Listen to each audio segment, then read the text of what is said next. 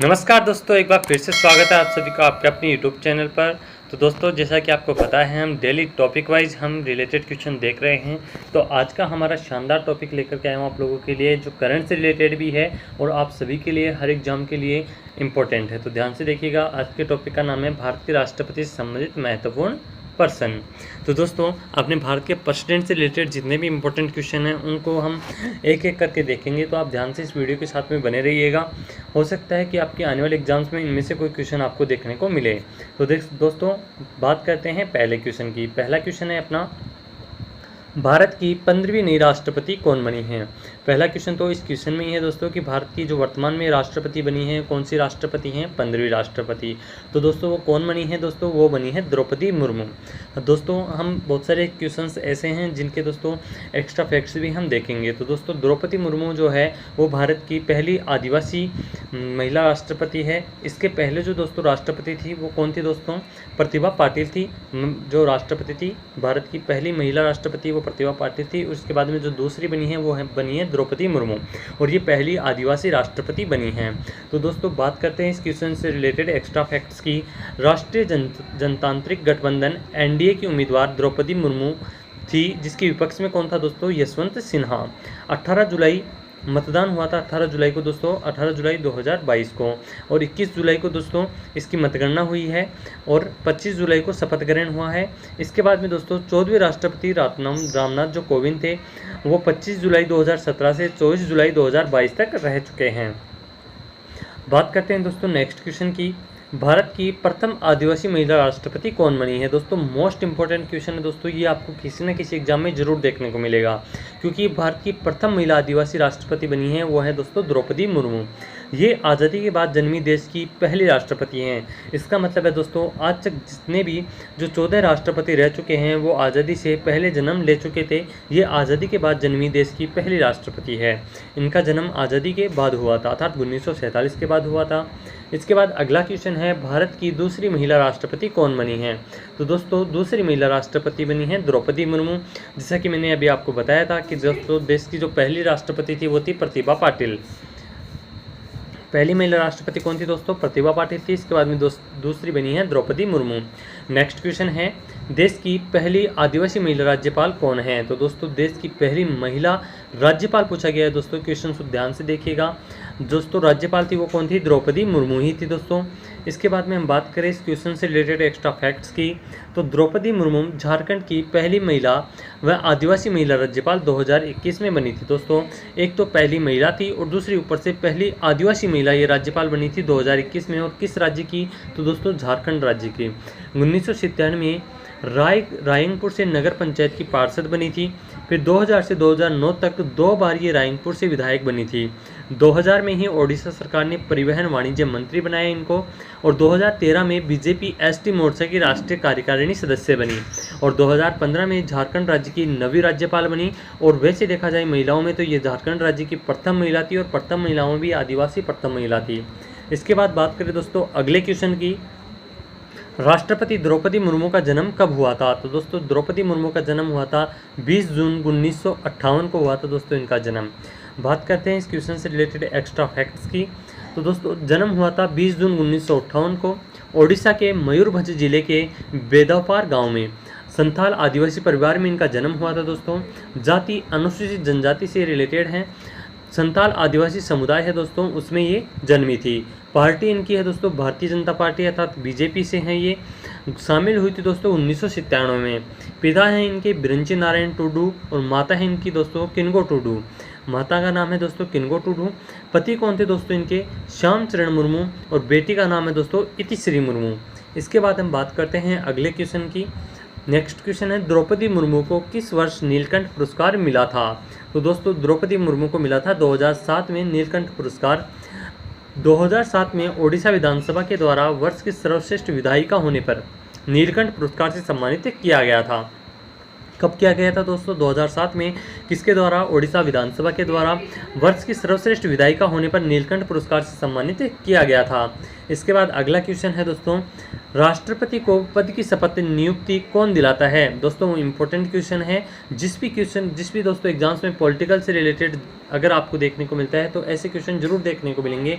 तो दोस्तों राष्ट्रपति पद की शपथ नियुक्ति कौन दिलाता है? सर्वोच्च न्यायालय का मुख्य न्यायाधीश अर्थात सुप्रीम कोर्ट का दोस्तों मुख्य न्यायाधीश होता है, वो दिलाता है राष्ट्रपति को पद की शपथ। इसके बाद में दोस्तों बात करें इस क्वेश्चन से रिलेटेड एक्स्ट्रा फैक्ट्स की, तो अनुच्छेद 60 के तहत सर्वोच्च न्यायालय का मुख्य न्यायाधीश राष्ट्रपति को शपथ दिलाता है।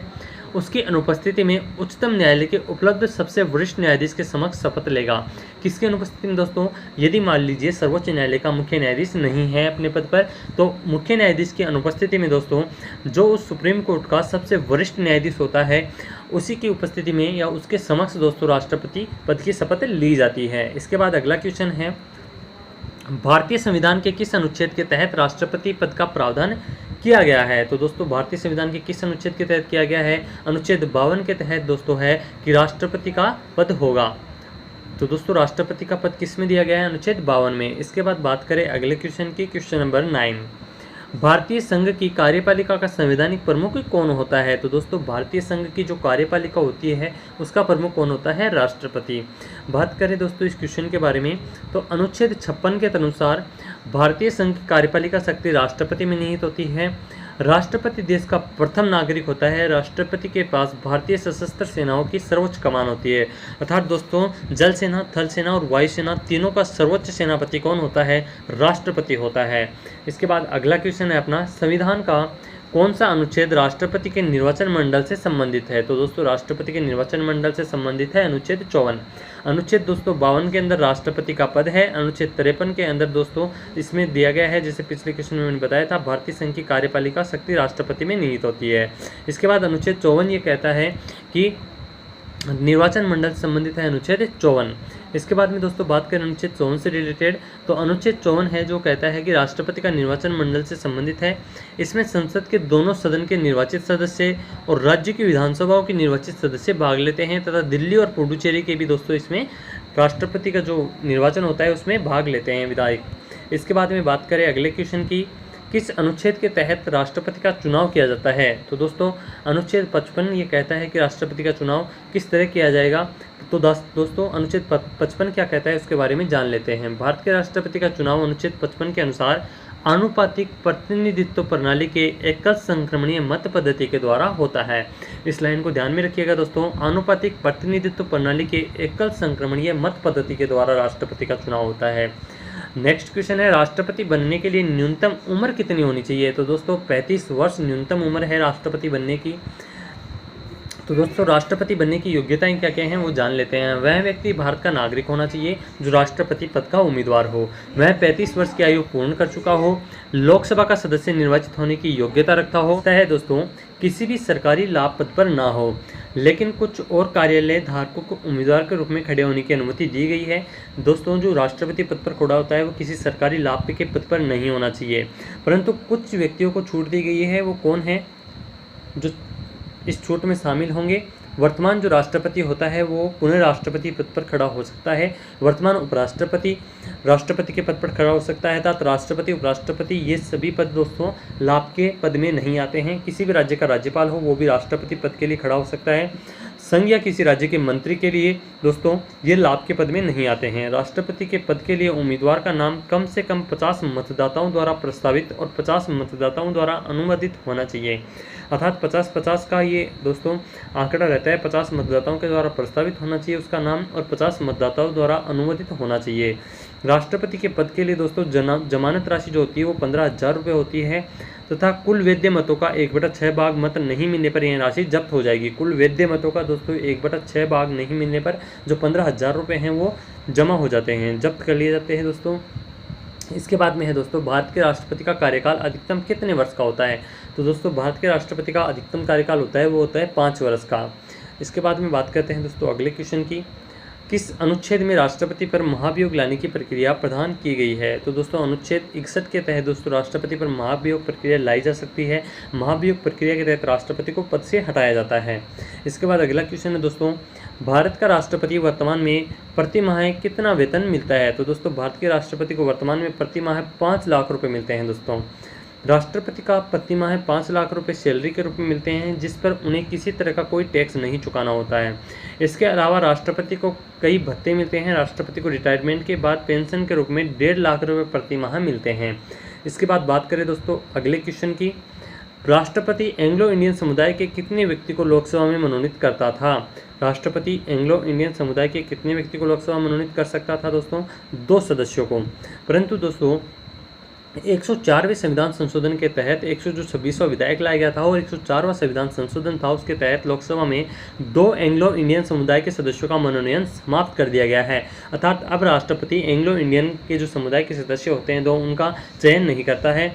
इसी प्रकार वह कला, साहित्य, विज्ञान तथा सामाजिक कार्यों के क्षेत्र में पर्याप्त अनुभव एवं दक्षता रखने वाले 12 व्यक्तियों को राज्यसभा में मनोनीत कर सकता है। इसके बाद में दोस्तों नेक्स्ट क्वेश्चन है, किस अनुच्छेद में राष्ट्रपति को समाधान की शक्तियां दी गई हैं? तो दोस्तों अनुच्छेद 72 के अंदर दोस्तों राष्ट्रपति को समाधान की शक्तियां दी गई हैं। यहाँ तक कि दोस्तों राष्ट्रपति मृत्युदंड को भी दोस्तों माफ कर सकता है। मृत्युदंड को भी दोस्तों माफ करने का अधिकार होता है राष्ट्रपति को, जबकि राज्यपाल को मृत्युदंड को माफ करने का अधिकार नहीं होता है, ध्यान में रखिएगा।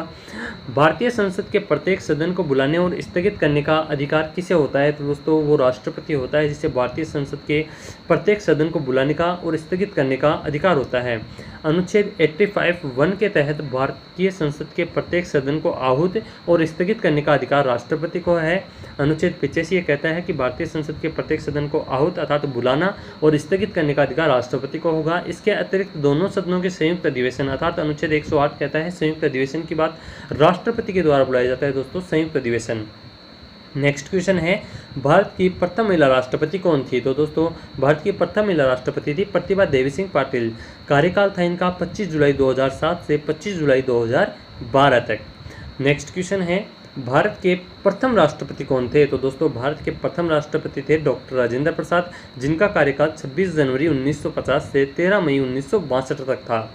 इसके बाद अगला क्वेश्चन है अपना, भारत के प्रथम मुस्लिम राष्ट्रपति कौन थे? तो दोस्तों भारत के प्रथम मुस्लिम राष्ट्रपति थे डॉक्टर जाकिर हुसैन थे दोस्तों, भारत के प्रथम मुस्लिम राष्ट्रपति। इनका कार्यकाल रहा 13 मई 1967 से 3 मई 1969 तक। डॉक्टर जाकिर हुसैन भारत के प्रथम मुस्लिम राष्ट्रपति थे। इसके बाद में दोस्तों अपना अगला क्वेश्चन है, निर्विरोध चुने गए भारतीय एकमात्र राष्ट्रपति कौन हैं? तो दोस्तों नीलम संजीव रेड्डी थे जो भारत के एकमात्र राष्ट्रपति थे जो निर्विरोध चुने गए थे, क्योंकि इनके समक्ष जितने भी जो दोस्तों विरोध में खड़े हुए थे उन सबके दोस्तों फॉर्म रिजेक्ट हो गए थे, इसलिए नीलम संजीव रेड्डी का अकेला फॉर्म तो था जो सिलेक्ट हो गया था। उसके बाद में नीलम संजीव रेड्डी के सामने कोई विरोधी नहीं बचा, तो नीलम संजीव रेड्डी एकमात्र ऐसे राष्ट्रपति रहे जो निर्विरोध चुने गए। इनका कार्यकाल रहा था 25 जुलाई 1977 से 25 जुलाई 1982 तक। दोस्तों हमारा जो यहाँ इसका टॉपिक था राष्ट्रपति का वो यहीं कंप्लीट होता है। तो मिलते हैं नेक्स्ट वीडियो में, तब तक दोस्तों आप इस चैनल को सब्सक्राइब कीजिए, वीडियो को लाइक कीजिए और ज़्यादा से ज़्यादा शेयर कीजिए। Thank you so much.